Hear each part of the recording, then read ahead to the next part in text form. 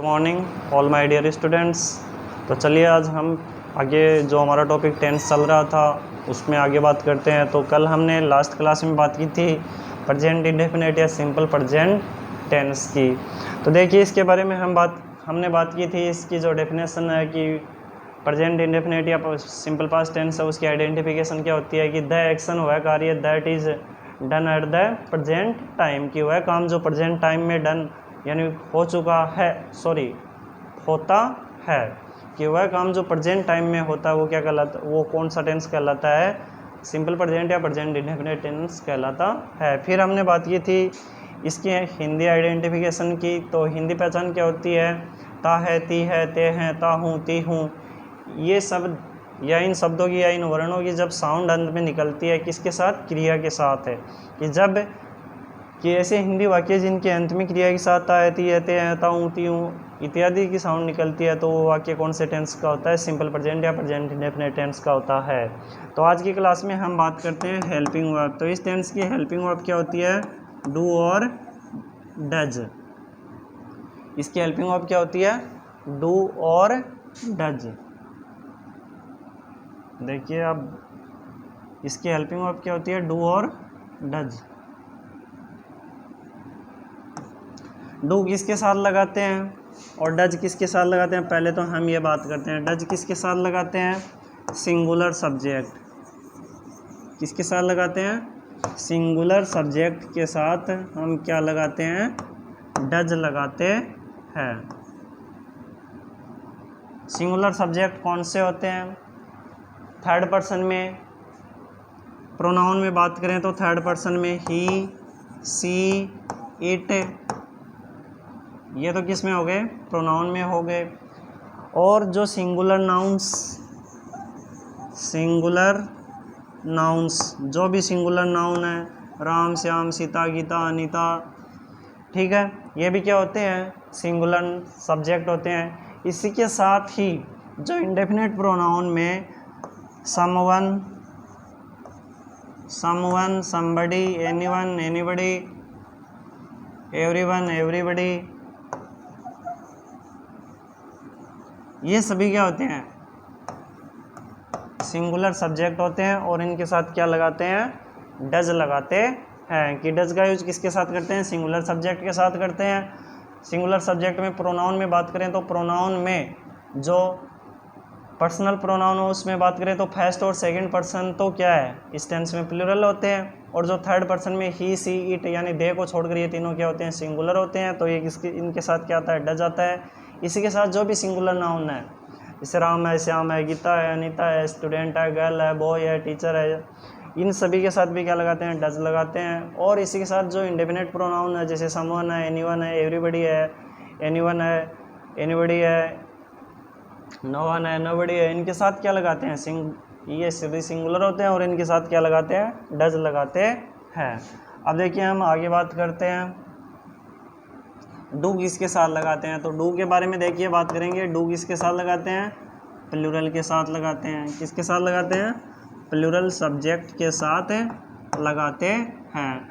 Plural subject कौन से होते हैं, प्रोनाउन में बात करें तो फर्स्ट और सेकंड पर्सन दोनों क्या है, फर्स्ट पर्सन आई और वी, इनके साथ भी डू लगाते हैं। सेकंड पर्सन क्या है, यू, और थर्ड पर्सन में दे, ये भी क्या है, प्लूरल है, आई, वी, यू, दे, कि इनके साथ क्या लगाते हैं, डू लगाते हैं। और किसके साथ डू लगाते हैं, जो भी प्लूरल नाउन्स होते हैं, क्या होते हैं, प्लूरल नाउन्स, यानी जो भी बहुवचन संज्ञाएं होती हैं, जैसे राम एंड सीता दो हो गए ना, कि प्लूरल किसे कहते हैं, सिंगुलर किसे कहते हैं, जो केवल संख्या में एक का बोध कराता है वो सिंगुलर है, जो संख्या में दो या दो से अधिक का बोध कराता है वो क्या कहलाता है, प्लूरल कहलाता है। तो प्लूरल के साथ क्या लगाएंगे, डू लगाएंगे, ठीक है। अब देखिए हम बात करते हैं कि आपने बहुत बार पढ़ा भी होगा कि हेल्पिंग वर्ब डू डज का प्रयोग केवल नेगेटिव और इंट्रोगेटिव सेंटेंस में ही करते हैं, सिंपल सेंटेंस में यानी अफर्मेटिव सेंटेंस में हेल्पिंग वर्ब डू डज का प्रयोग नहीं करते हैं। यानी इस पॉइंट को मैं आपको नोट करवा लेता हूँ, नोट कर लीजिए इसको, कि हेल्पिंग वर्ब डू डज का use, helping verb do does का use helping verb do does का यूज केवल सॉरी एक minute, helping verb do does का यूज केवल नेगेटिव और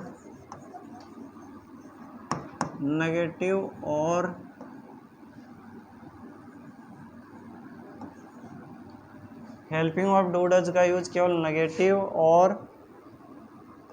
negative and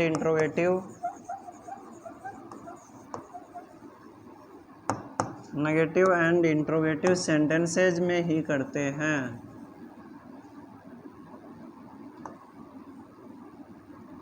helping verb do does का यूज केवल नेगेटिव और इंट्रोगेटिव सेंटेंसेज में ही करते हैं।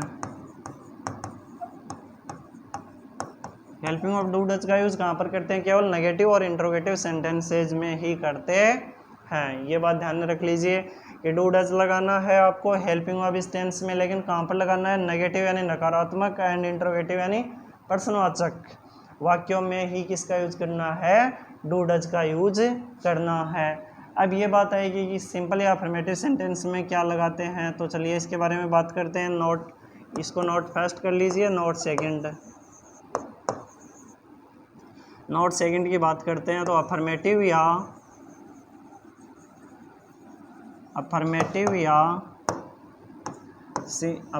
भी बोलते हैं इसको, सिंपल भी बोलते हैं या पॉजिटिव भी बोलते हैं। अफर्मेटिव या सिंपल या पॉजिटिव सेंटेंसेज में अफर्मेटिव या सिंपल या पॉजिटिव सेंटेंसेज में हेल्पिंग वर्ब डू या डज का यूज नहीं करते हैं। सिंपल या अफर्मेटिव सेंटेंसेज में हेल्पिंग वर्ब डू डज का यूज नहीं करते हैं।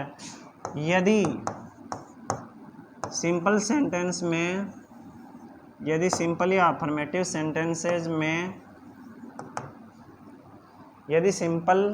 या अफर्मेटिव सेंटेंसेज में डू या डज दिया हुआ होता है तो वह मैन वर्ब की फर्स्ट फॉर्म होती है, न कि हेल्पिंग वर्ब। तो इस पॉइंट को ध्यान से देख लीजिए। यदि ध्यान से देख लीजिए कि अफर्मेटिव या सिंपल या पॉजिटिव सेंटेंस में हेल्पिंग वर्ब डू डज का यूज़ नहीं करते हैं, और यदि सिंपल सेंटेंस में दिया हुआ भी है डू डज, तो वो क्या है? मैन वर्ब की फर्स्ट फॉर्म में है, यानी वो मैन वर्ब है, न कि हेल्पिंग वर्ब। ठीक है, अगर सीधा मैन वर्ब लिखो तो सीधा भी मैन वर्ब लिख सकते हो कि वह क्या है? मैन वर्ब है, न कि हेल्पिंग वर्ब। ठीक है, अब आपके सामने ये समस्या आएगी कि मैन वर्ब कैसे पता चलेगी, इसमें डू कब आएगा, डज कैसे कब आएगा। तो चलिए अब इसके बारे में हम आगे बात करते हैं। नोट थर्ड लिखिए, नोट थर्ड।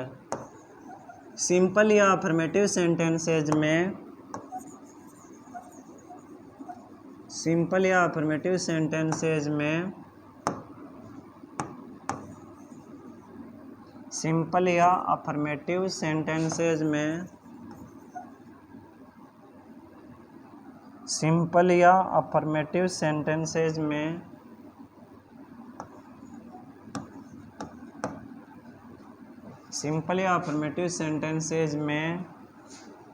सिंगुलर सब्जेक्ट के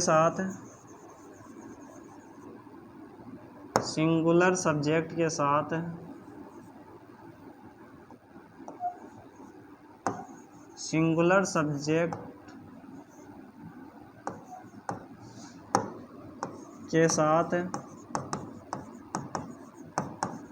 मैन वर्ब की फर्स्ट फॉर्म प्लस एस या ईएस तथा सिंगुलर सब्जेक्ट के साथ तो क्या लगाते हैं कि सिंपल या अफर्मेटिव सेंटेंसेज में सिंगुलर सब्जेक्ट के साथ है, सिंगुलर सब्जेक्ट के साथ तो क्या लगाएंगे, मैन वर्ब की फर्स्ट फॉर्म लगाएंगे, तथा प्लूरल सब्जेक्ट के साथ है। अब आपको देखिए सिंगुलर और प्लूरल में बता चुका हूँ कि कुछ जो इम्पोर्टेंट होते हैं कि कौन कौन से सिंगुलर होते हैं, कौन से प्लूरल होते हैं, ठीक है। इसके बारे में मैं आपको पहले भी बता चुका हूँ। देखिए यहाँ पर ये रहा कि सिंगुलर नाउन, जो भी singular pronoun he she it है, ये सिंगुलर है। सिंगुलर नाउन जैसे Ram, Sita, Gita, Anita, boy, girl, student, ठीक है। फिर प्लूरल सब्जेक्ट की बात है तो प्रोनाउन में तो आई, वी, यू, दे और जो भी प्लूरल नाउन है उनके साथ, ठीक है। तो इसी तरह से यहाँ पर हम बात कर रहे हैं कि सिंगुलर सब्जेक्ट के साथ तो वर्ब की first form S I S लगाएंगे और प्लूरल सब्जेक्ट के साथ क्या लगाएंगे, के साथ केवल मैन वर्ब की फर्स्ट फॉर्म लगाते हैं। इनके साथ क्या लगाएंगे, बोलिए, मैन वर्ब की फर्स्ट फॉर्म लगाते हैं। किसके साथ, किसके साथ लगाते हैं, प्लूरल सब्जेक्ट के साथ है। सिंगुलर सब्जेक्ट के साथ तो क्या लगाएंगे, केवल मैन वर्ब की first form S I S, और प्लूरल के साथ है क्या लगाएंगे, केवल मैन वर्ब की फर्स्ट फॉर्म लगाते हैं। तो स्टूडेंट्स देखिए अब हम आगे बात करते हैं कि जो डू, डज, हेल्पिंग वर्ब है इनके साथ मैन वर्ब क्या लगाते हैं। तो हमारा ए बी पॉइंट चल रहा था, बी हेल्पिंग वर्ब था। अब सी देखिए हमारा पॉइंट है मैन वर्ब। मैन वर्ब की इस टेंस की मैन वर्ब क्या होती है। इस टेंस में देखिए सिंपल सेंटेंस में तो क्या लगाते हैं, सिंपल या अफर्मेटिव सेंटेंस में तो वर्ब की फर्स्ट फॉर्म एस या एस या वर्ब की फर्स्ट फॉर्म लगाते हैं। लेकिन डू डज के साथ क्या लगाते हैं, डू डज के साथ क्या लगाते हैं, मैन वर्ब की फर्स्ट फॉर्म। की डू डज के साथ क्या लगाएंगे, बोलिए, डू या डज के साथ क्या लगाएंगे, मैन वर्ब की फर्स्ट फॉर्म लगाते हैं। तो यहाँ पर डू डज के साथ कौन सी फॉर्म आएगी, मैन वर्ब की फर्स्ट फॉर्म आएगी। जहाँ पर डू डज आ जाते हैं वहाँ पर एस या एस मत लगाना, क्योंकि डू डज कब आते हैं, नेगेटिव और इंट्रोगेटिव में आते हैं। नेगेटिव और इंट्रोगेटिव में एस या एस नहीं लगाना है, क्यों, क्योंकि वहाँ पर हेल्पिंग ऑफ डू डज का यूज करते हैं, ठीक है। केवल सिंपल सेंटेंस में वर्ब की फर्स्ट फॉर्म एस या एस और प्लूरल के साथ केवल वर्ब की फर्स्ट फॉर्म लगाते हैं। अब देखिए हम आगे बात करते हैं कि मैन वर्ब की फर्स्ट फॉर्म में एस या एस लगाने के जो रूल्स थे उनकी बात करते हैं कि मैन वर्ब की फर्स्ट फॉर्म में जब सब्जेक्ट सिंगुलर होता है तो एस या एस कैसे लगाएं, कब एस लगाएं, कब ई एस लगाएं, ये रूल भी आपको ध्यान में रखना है। तो अब देखिए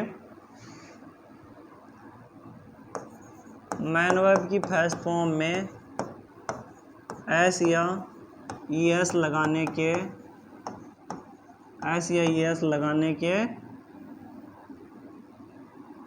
रूल्स। तो रूल नंबर फर्स्ट की बात करते हैं कि एस या ई एस लगाने के क्या रूल्स हैं। तो देखिए यदि किसी मैन वर्ब की फर्स्ट फॉर्म के अंत में, यदि किसी मैन वर्ब की फर्स्ट फॉर्म के अंत में, यदि किसी मैन वर्ब की फर्स्ट फॉर्म के अंत में O S double S C H S H X double X Z double Z दिए हुए हों तो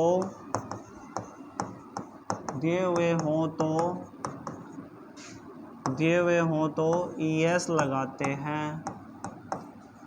दिए हुए हों तो क्या लगाते हैं, ई एस लगाते हैं। यदि किसी मैन वर्ब की फर्स्ट फॉर्म के अंत में O S double S C H S H X double Z दिए हुए हों तो उसके अंत में क्या लगाएंगे, बोलिए, क्या लगाएंगे, ई एस लगाते हैं। अब इसके देखिए कुछ ऐसी वर्ब देखते हैं जिनके अंत में ये लेटर दिए हुए होते हैं तो हम ई एस लगाते हैं। जैसे डू है, डू मीन्स क्या होता है, करना, गो यानी जाना, मिस है, टीच है, मैच है, मिक्स है, क्रॉस है, मिक्स, क्रॉस, इनके अंत में देखिए क्या लगाएंगे, डू के लास्ट में देखिए क्या दिया हुआ है, ओ, गो के लास्ट में क्या दिया हुआ है, ओ, मिस के लास्ट में क्या दिया हुआ है, डबल एस, टीच के क्या दिया हुआ है, टीच के क्या दिया हुआ है, सी एच, टीच है, मैच है, मिक्स है, क्रॉस है, तो देखिए ओ के क्या लगाएंगे, ई एस, गो के ई एस, मिस के डबल एस है तो क्या लगाएंगे, ई एस, टीच में सी एच है तो ई एस, मैच में सी एच है तो ई एस, मिक्स में एक्स है तो ई एस, क्रॉस में डबल एस है तो ई एस। ठीक है, इस तरह से डू का क्या हो जाएगा, डज, गो का क्या हो जाएगा, गोज, मिस का क्या हो जाएगा, मिसेज। ठीक है ना, इसी तरीके से ये वर्ड भी यानी ये वर्ब भी बन जाएगी। कब होता है, सिंगुलर सब्जेक्ट के साथ होता है। तो ओके स्टूडेंट्स, आगे का रूल हम कल की क्लास में पढ़ेंगे। Have a nice day.